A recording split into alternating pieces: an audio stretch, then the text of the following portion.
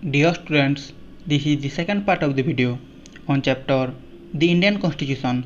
In this part, we will study about the country Nepal and know how the people of Nepal have struggled for the establishment of democracy in the country. Students, इसी part में हम नेपाल देश के बारे में पढ़ेंगे और देखेंगे कि किस तरीके से नेपाल के लोगों ने डेमोक्रेसी को स्थापित करने के लिए लड़ाई करे थे. Students, the country of Nepal has witnessed several people struggle for democracy. Nepal के लोग बहुत ज़्यादा स्ट्रगल करे हैं देश में डेमोक्रेसी को स्थापित करने के लिए. आप इस पिक्चर में देख सकते हैं कि किस तरीके से लोगों की इमोशंस दिखाई गई है. एक स्ट्रगल दिखाया गया है. 1990 में लोगों ने बहुत ज़्यादा स्ट्रगल किया, तब जाकर वहाँ पर डेमोक्रेसी स्थापित हुआ था, जो कि सिर्फ 12 साल तक रही थी, 2002 तक. 2002 में फिर से देश से डेमोक्रेसी को हटा दिया गया था. In October 2002, King Gyanendra, citing the Maoist uprising in the countryside as his reason, began taking over different aspects of the government with the army's assistance. अक्टूबर 2002 में जो ज्ञानेंद्र थे वो किंग बन गए. किंग ज्ञानेंद्र ने कहा कि जो माओइस्ट हैं, जिनको कि हिंदी में माओवादी कहा जाता है, वो देश के गांव वाले इलाके में विद्रोह कर रहे हैं. किंग ज्ञानेंद्र ने ये चीज़ें बहाना बनाकर सेना की मदद ली और इन्होंने उनकी मदद से गवर्नमेंट के जो बहुत सारे काम थे, जहाँ पर गवर्नमेंट की रूल होता था, वो अपने कब्जे में ले लिया. और ये इन्होंने किया आर्मी की हेल्प से, जिसमें इन्होंने माओइस्ट का बहाना बनाया था. The king then finally took over at the head of the government in February 2005. फरवरी 2005 में राजा का जो शासन था वो पूरा उसके हाथ में आ गया था. इन नवंबर 2005 the Maoist joined other political parties to sign a 12-point agreement. नवंबर 2005 में माओइस्ट ने दूसरे पॉलिटिकल पार्टीज के साथ मिल गए और 12 पॉइंट एग्रीमेंट को साइन किया. इसी 12 पॉइंट एग्रीमेंट में कुछ ऐसे पॉइंट्स थे जो कि किंग ज्ञानेंद्र के अगेंस्ट थे, जिसको साइन किया गया. और साइन करने के बाद लोगों को ये लगा कि अब बहुत जल्दी देश में डेमोक्रेसी सेटअप हो जाएगी और एक पीस और हारमोनी भी एस्टेब्लिश हो जाएगी. In 2006, this People's Movement for Democracy began gaining immense force. लोग जो डेमोक्रेसी के लिए मूवमेंट करते आ रहे थे इतने सालों से, 2006 में इस मूवमेंट में बहुत सारे लोग जुड़ गए थे. जो किंग्स ने लोगों को स्मॉल कॉन्सेशंस दिए हुए थे, कॉन्सेशंस मतलब जो छूट दिए हुए थे, लोगों ने वो भी लेने से अब मना कर दिए, क्योंकि लोगों को अब सिर्फ और सिर्फ डेमोक्रेसी चाहिए थी. Finally in April 2006 the king restored the third parliament and asked the political parties to form a government. Finally April 2006 में किंग को जो थर्ड पार्लियामेंट है उसको रिस्टोर करना पड़ा और पॉलिटिकल पार्टीज को गवर्नमेंट बनानी पड़ी. In 2008, Nepal became a democracy after abolishing the monarchy. इसका मतलब फाइनली 2008 में नेपाल में मोनार्की को हटा दिया गया और नेपाल में डेमोक्रेसी की स्थापना हुई. मतलब नेपाल एक डेमोक्रेटिक कंट्री बन गई. Now students, look at the two picture. You can see that the above photos shows scenes from the People's Movement for Democracy in 2006. यहाँ पर आप लोग ये दोनों फोटो देख सकते हो जो कि लोगों की डेमोक्रेसी के लिए मूवमेंट करने के दौरान लिया गया था 2006 में. स्टूडेंट्स, चलो नेपाल के बारे में कुछ अधिक और जानते हैं. स्टूडेंट्स, हमने पढ़े कि नेपाल में कुछ साल पहले मोनार्की थी. मोनार्की मतलब राजतंत्र. नेपाल में राजा का शासन चल रही थी. जो पिछला वहाँ पर कॉन्स्टिट्यूशन अपनाया गया था 1990 में, उसमें ये लिखा गया था कि जो फाइनल पावर है या जो फाइनल अथॉरिटी है वो किंग के पास रहेगा।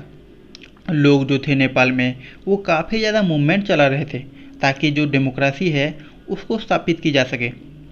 फाइनली 2006 में नेपाल के लोगों को सफलता मिला और उसके बाद किंग के पावर को एंड कर दिया गया। Students, the people had to write a new constitution to establish Nepal as a democracy. लोगों ने नेपाल में डेमोक्रेसी को एस्टैब्लिश करने के लिए एक नए कॉन्स्टिट्यूशन को लिखे। इसका रीज़न ये है कि यहाँ के लोग ये नहीं चाहते थे कि जो पिछला कॉन्स्टिट्यूशन है उसके आधार पर देश को चलाया जाए। वो जो कॉन्स्टिट्यूशन था वो उनके आइडियल्स को नहीं शो कर रहा था। जैसे कि उस पुराने कॉन्स्टिट्यूशन में लिखा गया था कि जो फाइनल पावर है वो राजा के पास होगा। वहाँ के लोग इस चीज़ को रिमूव करना चाहते थे। इसकी वजह से नया कॉन्स्टिट्यूशन को नेपाल में लिखा गया। Students, this is all about the country Nepal and the struggle for establishment of democracy in the country. Students, as in the game of football in which a change in the constitutive rules will change the game altogether, Nepal, by removing from a monarchy to a democratic government, needs to change all its constitutive rules in order to usher in a new society. Students, जैसे कि football के example में हमने देखा कि अगर हम football की किसी भी रूल्स को चेंज करते हैं तो उसकी वजह से पूरा गेम चेंज हो जाता है। उसी तरीके से अगर हम नेपाल में देखें तो वहाँ पर जब मोनार्की से डेमोक्रेटिक गवर्नमेंट के रूप में ट्रांसफॉर्मेशन हुआ तो उसके वजह से जो रूल्स और रेगुलेशंस हैं सरकार का सभी को चेंज करने की ज़रूरत पड़ी ताकि एक तरीके से नई सोसाइटी का निर्माण किया जा सके और नए फॉर्म ऑफ गवर्नमेंट को एस्टेब्लिश किया जा सके। That is why the people of Nepal adopted a new constitution for the country in 2015। इसकी वजह से नेपाल के लोगों ने 2015 में एक नई कॉन्स्टिट्यूशन को अपनाया था। Students, the second important purpose of a constitution is to define the nature of a country's political system. For example, Nepal's earlier constitution stated that the country was to be ruled by the king and his council of ministers. Constitution का second important purpose ये है कि हमारा जो country है उसका political system कैसा होगा, उसका नेचर क्या होगा, ये डिफाइन करता है हमारा कॉन्स्टिट्यूशन। फॉर एग्जांपल, पहले का जो नेपाल का कॉन्स्टिट्यूशन था वो ये बताता था कि देश को राजा और उसके काउंसिल ऑफ मिनिस्टर शासन करेंगे। जो कंट्री जिन्होंने डेमोक्रेटिक फॉर्म ऑफ गवर्नमेंट को अपनाया है वहाँ पर कॉन्स्टिट्यूशन एक क्रूशियल रोल प्ले करता है। किस तरीके का क्रूशियल रोल प्ले करती है? कॉन्स्टिट्यूशन इम्पोर्टेंट गाइडलाइंस या नीति नियम तैयार करता है और उसी गाइडलाइंस के आधार पर सोसाइटी को शासन किया जाता है। इन्हीं नीति नियमों को तोड़ा नहीं जा सकता है। Students, in a democracy we choose our leaders so that they can exercise power responsibly on our behalf. हम अगर एक डेमोक्रेटिक कंट्री की बात करें, हम हमारे लीडर्स को वोट देकर चुनते हैं, हमारे हाथों में पावर होती है, फिर वो लीडर्स हमारे बिहाफ पर रूल करते हैं। हम लोगों की बिहाफ पर हमारे एस्पिरेशन को ध्यान रखते हैं, हमारे बेसिक नीड्स का ध्यान रखते हैं। लेकिन ऐसी पॉसिबिलिटी भी हो सकता है कि जिन लीडर्स को हम चूज करते हैं वो इस पावर का मिसयूज भी कर सकते हैं। लेकिन हमारा जो कॉन्स्टिट्यूशन है वो इन लीडर्स के पावर को मिसयूज होने से नहीं देता है। कॉन्स्टिट्यूशन पावर के गलत प्रयोग से हमको सुरक्षा प्रदान करती है। स्टूडेंट्स, यहाँ पर एक क्लासरूम का सिचुएशन को दिखाया गया है, कैसे एक स्टूडेंट उसका पावर का मिसयूज कर रहा है और उसके वजह से इनजस्टिस पैदा हो रहा है, उसको जानते हैं। स्टूडेंट, जो सुरेश है वो क्लास का मॉनिटर है, लेकिन सुरेश ऐसा मॉनिटर है जो कि दूसरों को परेशान करता है। इसकी वजह से क्लास का कोई भी बच्चा उसको पसंद नहीं करता है। एक टाइम में मिसेस राव, जो कि उनके क्लास टीचर हैं, अर्जेंट काम के लिए बाहर जाना पड़ता है। क्लास टीचर सुरेश को क्लास का ध्यान रखने के लिए बोल कर जाते हैं। उसी बीच सुरेश अपना पावर का मिसयूज करता है और बिना वजह क्लास के एक लड़का अनिल को छेड़ता है। तो फिर सुरेश फिर कहता है कि मैं तुम्हारे खिलाफ टीचर को शिकायत करूंगा।